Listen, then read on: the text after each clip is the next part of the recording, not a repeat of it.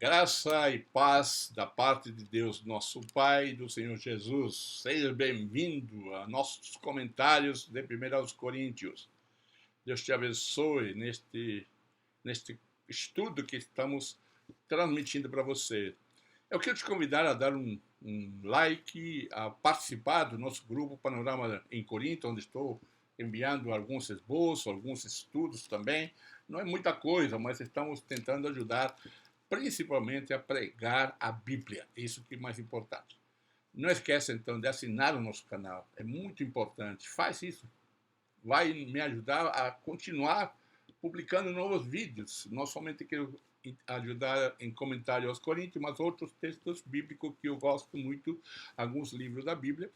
E, quem sabe, um dia chegar até todo o Novo Testamento, pelo menos. Um grande abraço para você. Vamos ver nossa vinheta e vamos para o próximo versículo do 26 ao 31. Texto que mata a soberba, mata nosso orgulho e nos exalta como filho de Deus. Grande abraço, solta a vinheta e nos vemos então na nossa aula de comentário aos Coríntios.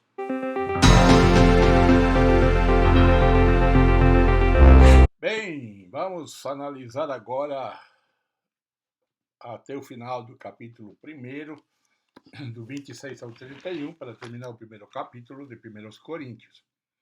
Se eu fosse pregar biblicamente e expositivamente, não textualmente, com certeza a minha pregação teria que entrar pelo capítulo 2, porque Paulo continua a falar de sabedoria, de discursos, tá? Lembrando aquilo que eu falei no vídeo anterior sobre sabedoria, que nesse contexto significa, e veja bem que no versículo 1 do capítulo 2, que nós vamos tratar nos próximos vídeos, ele fala de discurso eloquente.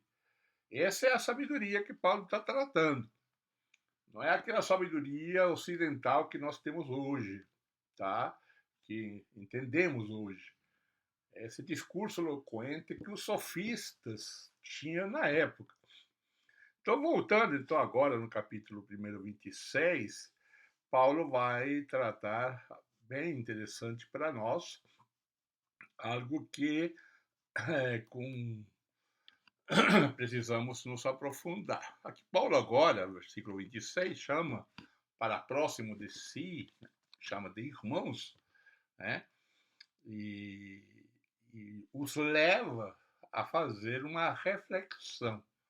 Pense no que vocês eram quando foram chamados.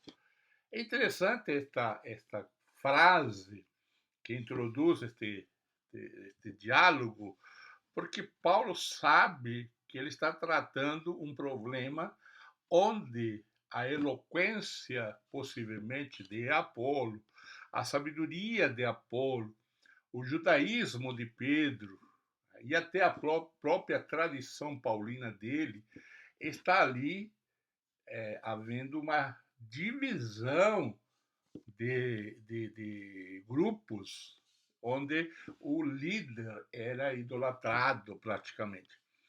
Então Paulo se gloria no fato de que em sua maior parte a igreja estava composta pelas pessoas mais simples e humildes. Nós devemos pensar que a igreja primitiva estava composta somente por escravos na sua totalidade. Isso não é verdade, mas na sua maioria eram pessoas simples. Até na época do Novo Testamento, vemos que muitas pessoas das altas classes sociais estavam convertendo ao cristianismo. Em Atos, por exemplo, temos lá em Atos 17, Dionísio, né? Sérgio Paulo, procônsul de Creta, em Atos 13, as mulheres nobres de Tessalônica e de Bereia, Atos 17, Erasto, o tesoureiro e provavelmente da cidade de Corinto, em Romanos capítulo 16, 23. Então havia, claro, na grande maioria, pessoas simples. Porém, isto que é interessante, como era olhado o cristianismo, como que era olhada a igreja, qual era a composição maioritária.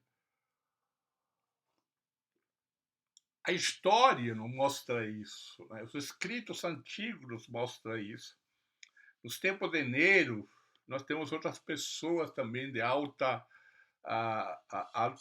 aristocracia, né? A Pompônia Gracina, mulher do Plauto, conquistador de Bretanha. A história mostra que ela sofreu martírio por ser cristã, na época de Domiciano, no ano 100, né? E praticamente no início do segundo século, foi martirizado como cristão Flávio Clemente, que era primo do imperador. No final do século II, há alguns escritos de Plínio, chamado Plínio o Jovem, o Moço, era governador da Bitínia. Ele escreve ao imperador Trajano para pedir informações e orientações sobre este mundo cristão, e ele dizendo que os cristãos provinham de todas as classes sociais. Então, todas as classes sociais estavam representadas nas igrejas, ou na igreja em Corinto. Porém, a grande maioria, simples e humilde, era aquele pessoal trabalhador, sapateiro, né? Que trabalhava nas metalúrgicas da época, né? Que trabalhava com o negócio de ferro, lá com os cavalos. Isso é interessante porque isso se dá a entender porque esses nomes famosos, entre aspas, eles são nomeados. Tá? O escravo não vai ser nomeado, então eles colocaram tudo ali. Né? Essas pessoas são distinguidas no meio da multidão, porque eram exclusivas, né? Aparecia ali como algo espetacular. Ao redor do ano quase 200, 180 por ali, há um homem chamado Celso que escreve e ataca os cristãos tratando e ridicularizando da pior forma. Ele chama os cristãos de vulgares, né, que são pessoas que moram nas suas casas como tecedores, sapateiros, lavadeiros, pessoas sem educação, vulgares, enfim.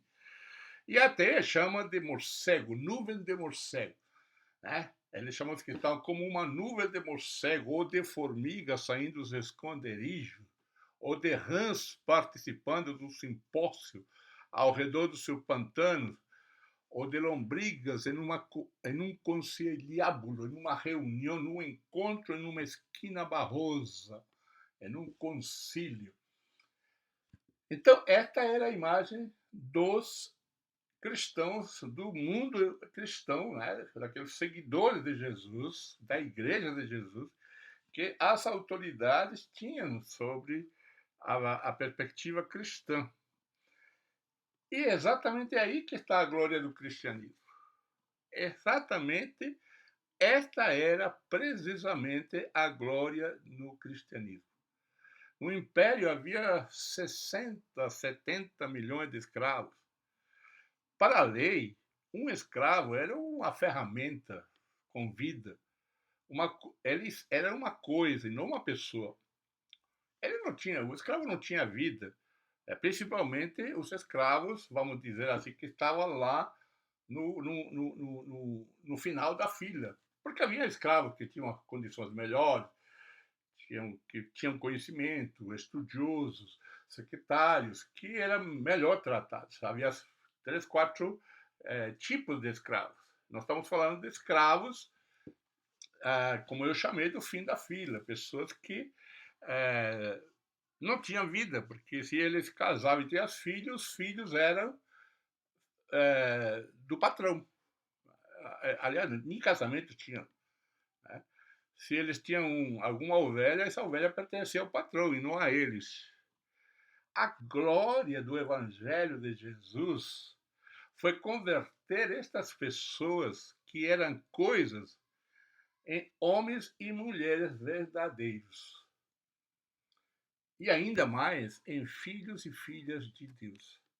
Aqui há um ponto que não se trata muito nas nossas pregações, neste ponto aqui, é que o cristianismo, uma das estratégias do cristianismo foi que ele cresceu num mundo mais paupérrimo, mais pobre. Se você lê os livros que trata da história da evangelização como Green, Evangelização na Igreja Primitiva, e outros livros, principalmente históricos, não com um viés religioso, mas com um viés da história, você vai perceber que o Evangelho de Jesus se deu pelas classes mais simples. Quando nós lemos nossos livros de edições evangélicas, até editoras católicas, claro que há uma ênfase mais nessa glória, nessa aristocracia, muitas vezes. Porém, nos últimos anos, a gente sabe de que isso não é uma verdade completa. O maior crescimento da igreja cristã se deu nestas classes mais populares. Veja bem o que eu falei, o maior crescimento. Estou falando que não houve pessoas da alta sociedade que não se converteram. Mas Paulo chama isto, cita esta situação de quem eles eram, exatamente para provar o que é o poder da cruz. O que é o poder da cruz? Tá? O poder da cruz também restaura o mundo social do pecador, chamado assim pecador. E Paulo vai terminar mais tarde, lá em Jeremias, citando Jeremias 9, 23 e 24. Mas nós vamos, temos que deixar isso aqui, esta pequena e até longa introdução, né, sobre esse mundo social, exatamente porque geralmente as pessoas com boa intenção usam este texto de pobreza, né, de uma coisa assim tão social, né, mas espiritualizando. E no capítulo que nós estamos vendo, do 26 ao 31, Paulo vai falar exatamente que este mundo é um mundo social, este mundo é um mundo que se coloca a sabedoria de Deus, né, com esse poder mundano, e que a sabedoria de Deus está não é na capacidade humana, mas ela está muito mais em que Deus transforma o humilde, o pobre, o desgastado, né, em algo como Paulo diz, em filhos de Deus. Isso era inacreditável para o mundo religioso, era inaceitável para o mundo da sabedoria, era inaceitável para toda essa sociedade. É por isso que Paulo vai enaltecer, neste versículo 26 ao 31. Então, Paulo torna os membros da igreja, na sua maioria, como já falei, de origem humilde, e dizer para eles que, embora eram carentes, ou foram carentes de direitos ou privilégio, agora precisa enxergar a realidade que Deus tinha lhes dado, porque essa era a sabedoria de Deus. A sabedoria de Deus no cristão se mostra na cruz como redenção, mas não redenção somente do pecado, na justiça com relação a Deus e também em justiça diante dos homens, né, diante das exigências da lei. Paulo usa algumas expressões referentes aos cristãos coríntios. Estas expressões conhecidas refletem, né, as opiniões dos incrédulos coríntios respeito a eles. Veja bem o que Paulo diz, por exemplo, no versículo 28. Ele escolheu que para o mundo é insignificante. Paulo está dizendo que eles eram insignificantes, ou foram insignificantes. Desprezado. Paulo diz que eles eram desprezados. O que nada é, que nada valia, para reduzir a nada o que é, a fim de que ninguém se vanglorie diante dele. Então, esta é a questão que eu venho trabalhando muito na mentalidade, na consciência cristã, de entender de que esta é uma questão social. não é uma questão exclusivamente espiritual com relação ao pecado, ao diabo ou ao dualismo diabo-Deus que tanto é batido hoje. Não, veja bem de que a retirada desse mundo pagão para Paulo também incluía que era o valor dessas pessoas. Então, quando hoje, né, aplicando para o dia de hoje, um viciado, um assassino, uma pessoa desprezada, um pobre, um homem paupérrimo, uma mulher, seja o que, adúltera, ela ou ele se arrepende e é encontrado por Jesus, a restauração é completa. O problema não é Deus, o problema somos nós. O problema somos nós, membros de igreja, pastores, líderes, com nossos preconceitos, prejuízos, com nossos, entre aspas, valores que dizemos ser cristãos, mas muitas vezes eles não são. Eles são preconceituosos. E onde há preconceitos, não há evangelho. Veja bem o que estou dizendo. Nós fazemos parte de uma nova comunidade. É evidente que o ser humano, por sua proteção, ele coloca N barreiras para se aproximar de pessoas que são ou que foram descartadas pela sociedade. Alguém me contou uma história muito interessante, mas não vou contar toda a história, mas simplesmente mostrar que, por exemplo, era uma mulher que foi amante de um membro de uma igreja. E ninguém sabia. Até que a mulher, a mulher descobriu e chamou a atenção a este marido. E, logicamente, eles, o amante e o marido, terminaram. Só que teve futuramente um problema. Essa mulher vem se converter na mesma igreja onde era esse amante.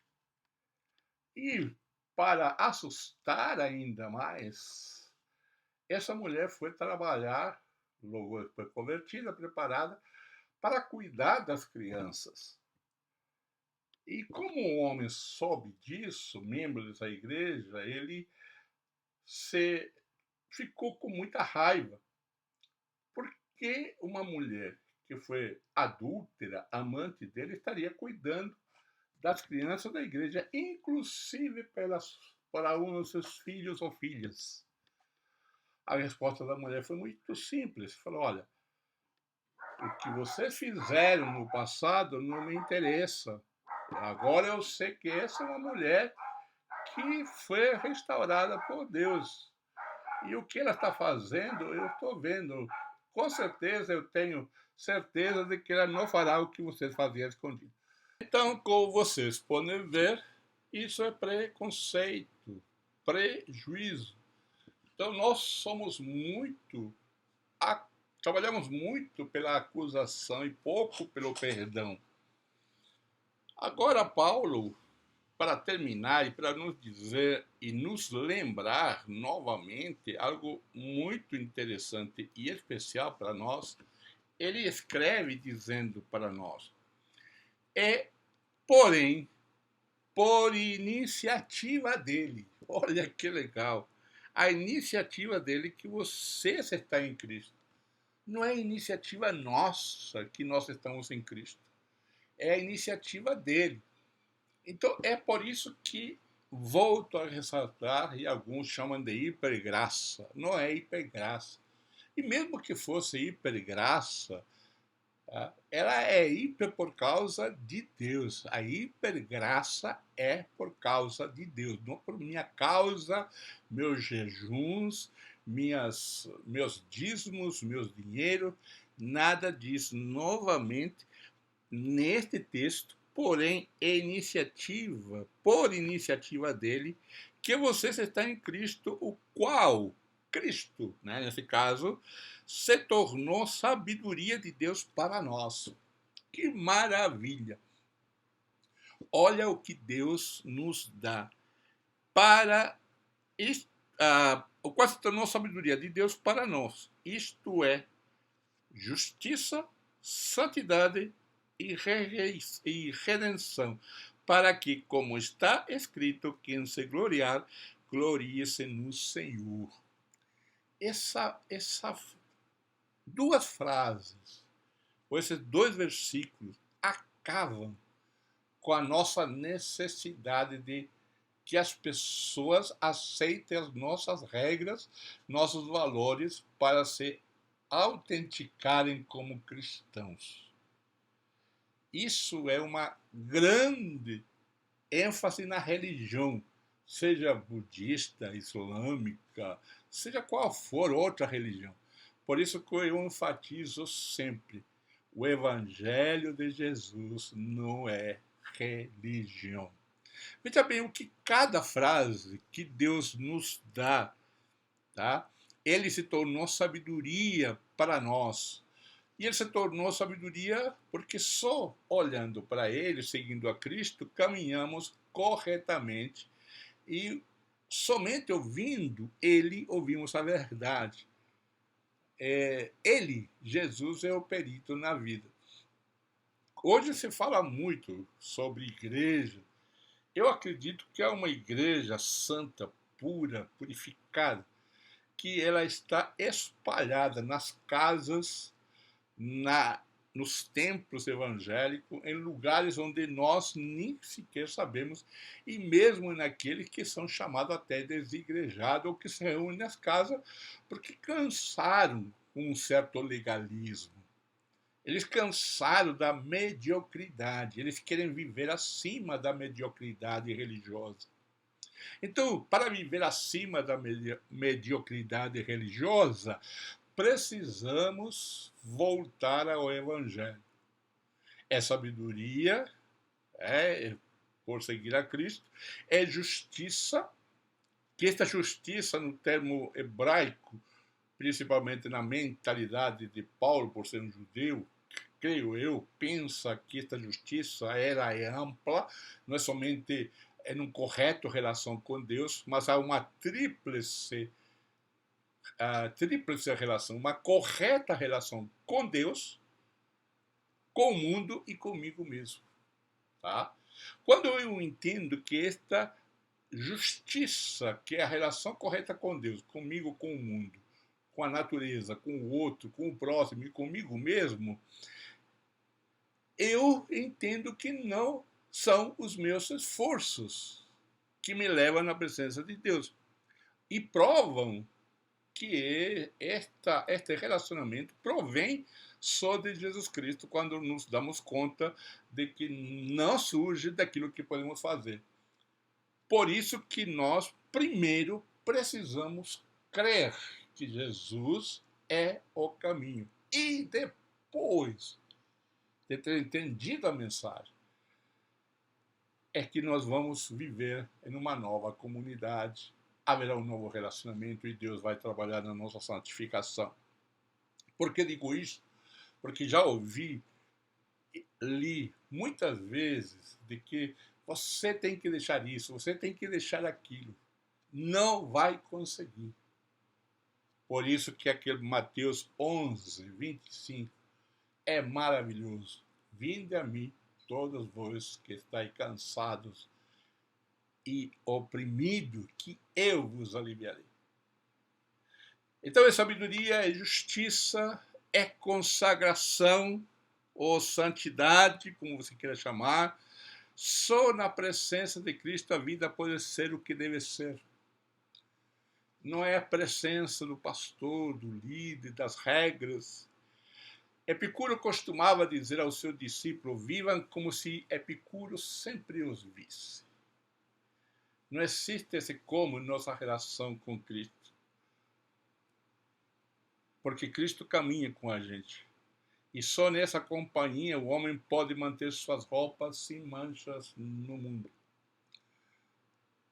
E essas manchas não serão vistas porque o que Deus olha é que eu estou em Cristo. A teologia bíblica em Corinto vai mostrar de que eu estou, e em Efésios vai mostrar de que eu estou dentro de Cristo. É o corpo de Cristo. E se eu estou dentro de Cristo, o que Deus vê é Cristo. Não vê meus pecados. Claro que ele sabe, eu só estou dando uma figura para você e eu entender do que é estar em Cristo. Eu estou dentro desse Cristo. É por isso que eu sou santo. Deus me vê santo, consagrado em santidade. E em quarto lugar é a redenção.